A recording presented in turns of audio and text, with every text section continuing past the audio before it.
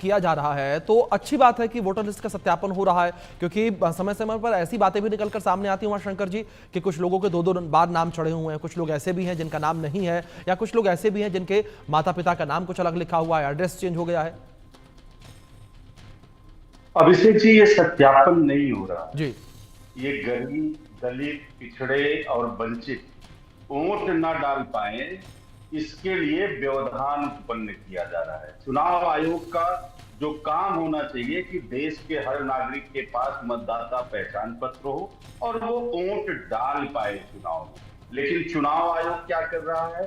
चुनाव के बिल्कुल सन्निकट आने पर एक डेडलाइन तय करते हैं कि 25 जुलाई तक ये वेरिफिकेशन हम कंप्लीट कर लेंगे, और जिन 11 कागजातों को मंजूरी दी गई है वो कागजात तो दस्तावेज ऐसे हैं कि जो गरीब, दलित, शोषित, पिछड़ों द्वारा जुटाया जाना इतने कम समय में मुश्किल है। इसलिए आधार कार्ड, उससे राशन कार्ड तो बन जाएगा, लेकिन आधार कार्ड को वैलिड नहीं किया गया क्योंकि ज्यादातर लोगों के पास आधार कार्ड थे। तो ये जो साजिश है, उस साजिश के खिलाफ कांग्रेस पार्टी और इंडिया के लोग खड़े हैं। आपने देखा कि महाराष्ट्र में कैसे अंतिम कुछ ही महीनों में 50 लाख से ज्यादा वोट वोटर लिस्ट में डालकर लोकतंत्र की चोरी की गई, डकैती की गई, और तब यही भाजपा के साथी कहते थे कि भाई आपने पहले तो आवाज नहीं उठाई, अब हम पहले आवाज उठा रहे हैं तो कह रहे हैं ये राजनीति कर रहे हैं। आप जो आंकड़े उठा रहे हैं अभिषेक जी, आपके सर्वे में कहा जा रहा है कि 33% लोगों ने कहा है कि चुनाव में गड़बड़ी की आशंका है, 16% लोग कह रहे हैं कम समय मिला, और 13% लोग कह रहे हैं कि हम कुछ कह नहीं सकते। यानी कि 49% लोगों ने इसका विरोध किया है। अगर लोकतंत्र में 49% लोग चुनाव आयोग की इस पूरी प्रक्रिया का विरोध कर रहे हैं तो निश्चित रूप से ये गंभीर विषय है और इस पर विपक्ष को खड़ा होना चाहिए। अब मैं दूसरी एक और महत्वपूर्ण बात आपसे करना चाहता हूं। ये जो 11 दस्तावेज चुनाव आयोग ने जारी किए हैं, आप उनको जरा देखिए कितनी कठिनाई से गरीब, दलित, शोषित, वंचितों को मिल पाएगा। फॉरेस्ट राइट सर्टिफिकेट मांगा गया है। अब फॉरेस्ट राइट सर्टिफिकेट के लिए जो पिछले साल आवेदन हुए अभिषेक जी, जो आंकड़े हैं वो 4696 लोगों ने आवेदन किया था और उसमें केवल 197 लोगों को मंजूरी दी गई थी।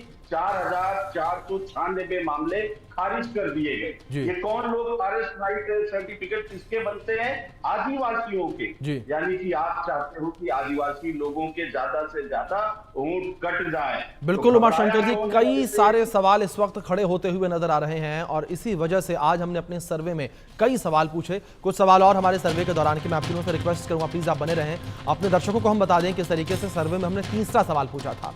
सवाल यह था कि विरोध के नाम पर ट्रेन रोकना, आगजनी करना और लोगों को परेशान करना क्या ये जायज है?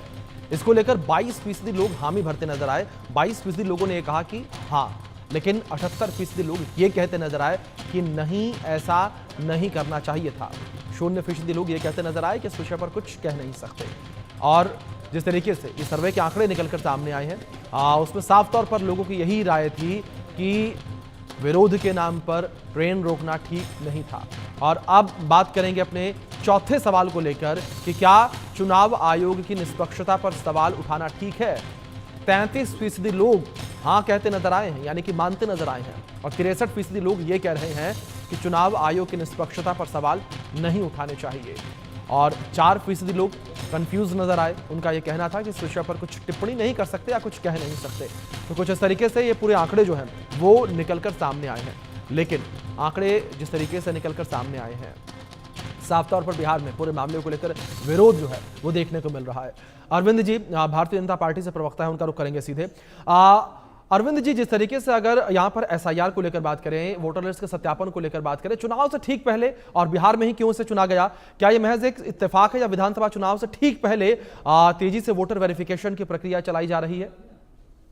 देखिए, जिस राज्यों में चुनाव होता है ये पीपुल रिप्रेजेंटेशन एक्ट में है, उस राज्यों पर ध्यान होता है कि ताकि कहीं भी फर्जी वोटर नहीं हो और कोई वोटर छूटे नहीं। उस राज्यों में पूरा ये काम पूरा करना पड़ता है। जिस राज्य में भी चुनाव होगा उस राज्य की स्थिति अद्यतन करनी पड़ेगी, उसको अपडेट करना पड़ेगा। ये चुनावी प्रक्रिया है। ये कोई सारी पार्टियों को पता है, सारी पार्टियां उसमें पार्टिसिपेट करते हैं। यही चुनाव आयोग की जो अभी प्रक्रिया चल रही है, इसके पहले 4-5 बैठकें हुई है। बैठक में हर दल शामिल हुए हैं। वहां इन्होंने ऑब्जेक्शन क्यों नहीं किया कि अब रोड पर, सड़क पर ऑब्जेक्शन कर रहे हैं? तो इसलिए ये चुनावी प्रक्रिया है, इसमें कोई दिक्कत नहीं होनी चाहिए। ठीक है, दिक्कत होगी तो सारे दल को दिक्कत होगी, सारे लोगों को परेशानी होगी। ऐसा थोड़ा ही है कि भारतीय जनता पार्टी। ठीक है अरविंद जी, आपका रिएक्शन आया। ठीक है, समय थोड़ा कम है, मैं और रिएक्शन ले लूं। मनीष जी का रुख करूंगा मैं। मनीष जी, जिस तरीके से अरविंद जी ये कहते नजर आ रहे हैं कि ये चुनावी प्रक्रिया है, चुनाव से ठीक पहले ऐसी चीजें होती हैं, किसी को दिक्कत नहीं है। अगर जेडीयू के पक्ष को लेकर बात करें मनीष जी, यहाँ पर जेडीयू के क्या पक्ष है? क्या आप लोग जिस तरीके से यहाँ पर लिस्ट का सत्यापन किया जा रहा है इसके पक्ष में है, या आप लोगों को भी लगता है कि हाँ, जब लिस्ट का सत्यापन होता है तो कई सारे जो लोग ऐसे हैं जिनके नाम कट जाते हैं लिस्ट से?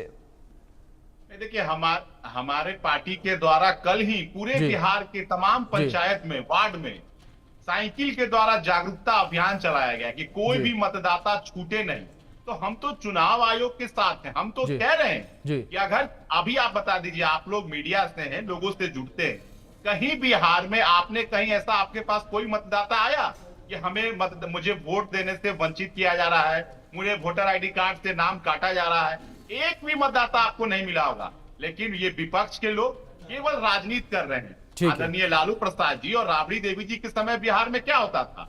बूथ लूटा जाता था, बूथ को कब्जा किया जाता था। अरे भाई, अब डिजिटल युग है, अब तो घर बैठे लोग वोट कर रहे हैं। और इसी बिहार में पहला प्रयोग हुआ है। अभी नगर पंचायत का चुनाव हुआ है इसी पटना में, तो ई वोटिंग के माध्यम से वोटिंग हुआ है। अब देश आगे बढ़ रहा है, डिजिटल युग में जा रहा है, और आप लोग राजनीति कर रहे हैं भाई। ठीक है, मतलब मनीष जी, सीधे तौर पर आपका ये कहना है कि विपक्ष पूरे मामले को लेकर राजनीति करता हुआ नजर आ रहा है।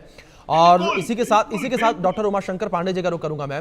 डॉक्टर साहब, जिस तरीके से विपक्ष के ऊपर ये आरोप लग रहे हैं कि विपक्ष राजनीति कर रहा है, और आप लोगों से प्रमाण मांगा जा रहा है कि अगर आप लोगों के पास कोई प्रमाण है तो आप वो दिखाइए और चुनाव आयोग में कंप्लेन करिए। उमाशंकर जी। जी, अभिषेक जी, देखिए मनीष जी कह रहे थे वो जब लालू यादव का राज, मुझे लगता है साथी भूल रहे हैं कि तब नीतीश कुमार भी उन्हीं के साथ थे, और उसके बाद भी कई बार उसी लालू यादव के साथ आकर सरकार बना ली। तब ये महान ज्ञान आपको नहीं प्राप्त हुआ था कि लालू यादव क्या है। सत्ता की मलाई के लिए आप बिहार की जनता के हितों का समझौता करते हैं, ये शर्मनाक बात है। दूसरी बात, लालू जी तो बिहार को बर्बाद कर दिए, जेल चले गए। नीतीश कुमार जी ने भ्रष्टाचार के लिए। मनीष जी सुन लीजिए। देखिए, समय कम है। उमाशंकर जी अपनी बात रखिए। उमाशंकर जी 30 सेकंड प्लीज अपनी बात कंप्लीट करिए। जी। दूसरी बात मैं कह रहा हूँ, देखिए डेलीगेशन कितनी बार चुनाव आयोग से मिला, विपक्ष का डेलीगेशन गया, मिले, अपनी बात रखी, लेकिन उन लोगों ने उनको सुनना नहीं है, क्योंकि वो कठपुतली है सत्ता के लोगों के साथ। इसलिए लोकतंत्र में जब सीधी तरीके से बात नहीं सुनी जाती तो सड़क पे उतरना पड़ता है। आपने शब्द आगजनी यूज किया, ये आगजनी नहीं अभिषेक जी, एक आगजनी कहते हैं जब आप किसी का घर जला दे, कहीं किसी की संपत्ति का नुकसान करे। सड़क पर टायर रख के आपने जलाते हुए दिखाया। मुझे लगता है लोकतंत्र में प्रदर्शन का अधिकार है। अगर आप किसी को नुकसान पहुंचा रहे हैं और कानून उसको समझता है कि ये नुकसान पहुंचा, तो आप कार्रवाई करने को स्वतंत्र हैं। लेकिन अगर चुनाव आयोग के पास हमारा डेलीगेशन जाएगा और मेरी बात नहीं सुनी जाएगी, मेरी सही बात नहीं मानी जाएगी, तो प्रदर्शन हमारा ठीक है। मतलब उमाशंकर जी, आपका साफ तौर पर यह कहना है कि विपक्ष की बातों को अगर नहीं सुना गया, अनसुना किया गया, तो विरोध प्रदर्शन इस तरीके से ही चलता नजर आएगा। लेकिन दूसरी ओर सत्ता पक्ष को लेकर बात करें तो सत्ता पक्ष ये साफ तौर पर कहता नजर आ रहा है कि हम चुनाव आयोग के साथ हैं और जो लिस्ट है उसका सत्यापन हो जाना चाहिए। लेकिन अब देखने वाली बात यहां पर यह होगी कि पूरा मामला सुप्रीम कोर्ट पर भी लंबित है। माननीय सुप्रीम कोर्ट क्या कुछ फैसला इस पूरे मामले में सुनाता है और चुनाव आयोग की तरफ से क्या रिएक्शन निकलकर सामने आता है। फिलहाल आप तीनों मेहमानों का बहुत शुक्रिया जुड़ने के लिए और अपना कीमती वक्त इंडिया न्यूज को देने के लिए। तो कुछ इस तरीके से हमारे आंकड़े थे। अब आपका फैसला, फिलहाल वक्त ब्रेक का।